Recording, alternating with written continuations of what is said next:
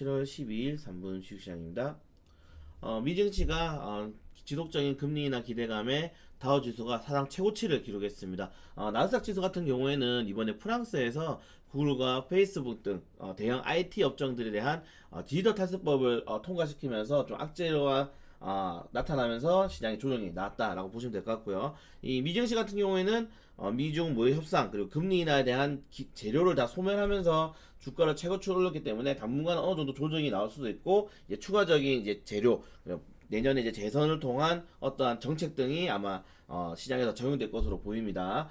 국내 증시 같은 경우는 이제 오늘 이제 한국과 일본의 양자 협의 이 전략물자 관련 협의를 하는데 일단은 이 인사 코드도 과장급으로 낮춰버렸고요. 과장급으로 낮춰버렸고 여기에 따라서 어떠한 긍정적인 기대를 하기는 힘들지만은 이 킥오프 회의라고 이제 시작하는 회의로 해서 만약에 일본이 제시한 18일까지의 어떠한 국내 정부 정책에 대한 아니면은 인사적으로 뭐 전화를 직접적으로 한다던가 아니면은 미국의 중재를 통한 이런 이슈들이 나오면은 어느 정도 시장에서 조정이 나올 수가 있지만 만약에 그게 아니라면은 지속적인 악재와 결국 추가적인 이 수출 규제가 난다면은 전방위적인 종목들의 악재가 출하가 될 것으로 예상됩니다. 상당히 중요하지 않지만 이 중요한 회의다라고 보시면 될 것 같고요. 그리고 국내 증시 같은 경우가 이제 코스피 지수 같은 걸 좀 살펴봐야 되는데 삼성전자가 외국인들이 꾸준한 이제 매수세로 좀 버텨주고 있는데 과연 2100포인트를 언제 다시 회복하느냐 가장 중요해요. 2100포인트를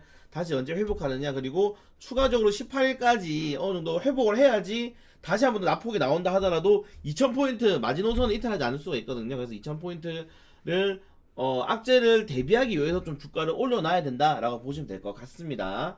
그리고 어제 국내 이슈 같은 경우는 장중에 요새는 좀 이슈들이 번복을 많이 하죠. 특히 이제 아시아나 항공 같은 경우가 22일날 매각을 공고하겠다라고 밝힌 지 하루 만에 산업은행에서 정해진 바가 없고 아직 인수자가 나타나지 않았다라고 생각이 되면서 이제 이 관련된 내용들이 연기가 될 가능성이 매우 커지고 있습니다. 연기가 된다면은 결국 악재지만은 악재에서도 분리매각에 대한 가능성이 크기 때문에 시장에서는 좀 이 변동폭이 크게 나올 수 있다라고 보시면 될 것 같고요. 하지만 재료는 살아있다. 그래서 관련 업종들을 꾸준하게 한번 살펴보시면 좋을 것 같고 어제도 이제 오후장이 이제 개성공단 관련주라든가 DMZ 관련주들이 상승했는데 이게 이제 트럼프가 핵동결에 대한 연변에 대한 핵 폐기를 하면은 제재를 일시적으로 완화해주겠다, 뭐 석탄이라든가 섬유라든가 완화해주겠다라고 했는데 하루 만에 또다시 미 국방부에서는 이러한 우리는 보도를 낸 적이 없다, 사실 무근이다라는 입장을 냈기 때문에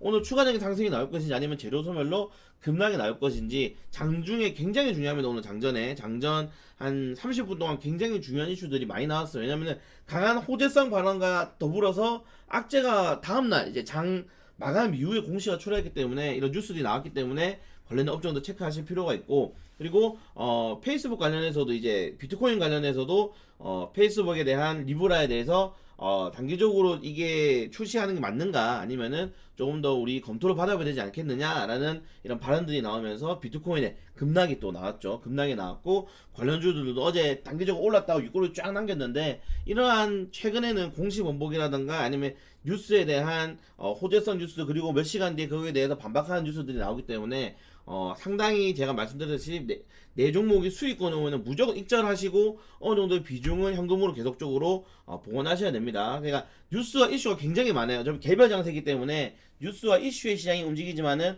그런 뉴스와 이슈를 통해서 움직이는 그 종목의 상승폭은 굉장히 제한적이다. 제가 저번에 기억하시는 분들 이게 주간에 이제 주간 증시로 기억하시는 분들 있을지 모르겠지만은 최근에는 공시적으로 뭐 제3자 배전 유상증자라든가 아니면 자금 조달이라든가 아니면 시비 발행이라든가 이런 식으로 확실한 공시에 따른 이 종목에 대한 이 턴어라운드가 기대되는 종목들이 크게 연속적으로 오르고 크게 오르지 뉴스나 단기적인 뭐 모멘텀 올라가는 종목들은 윗골을 굉장히 크게 남기면서 하락하기 때문에 최근에 이제 시장의 대응 방안은 항상 포트 비중을 짧게 나누면서 상승할 때는 3%든 뭐 1%든 무조건 수익 매도 하시면서 현금 전환을 빠르게 하는 게 현재 가장 좋은 대응 방법으로 생각이 됩니다. 시장이 굉장히 변동성이 크고 특히 상승한 종목들이 상승 마감이 안 되고 윗꼬리를 굉장히 크게 달면서 마감하기 때문에 그리고 실질적으로 뭐 일본에 대한 불매 운동 그리고 뭐 반도체 소재 국산화 관련 테마주들이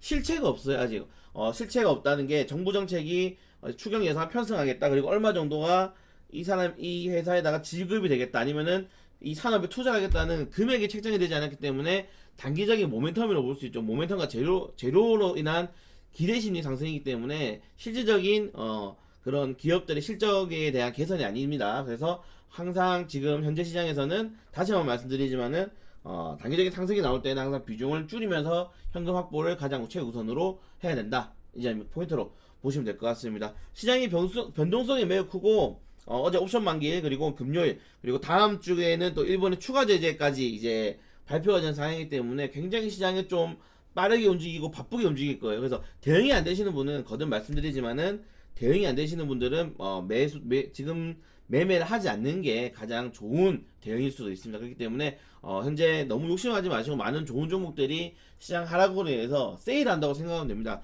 최저점에서 살 수 있는 방안은 기다리는 방법도 있으니까 추가로 대응이 되시는 분들은 분산 투자, 대응이 안 되시는 분들은 현금 확보하면서 좀 관망세를 가시는 게 가장 좋을 것 같습니다. 네, 오늘 초복인데 점심에 삼계탕이라든가 맛있는 보양음식 드시고 오늘도 힘낼 수 있도록 하겠습니다.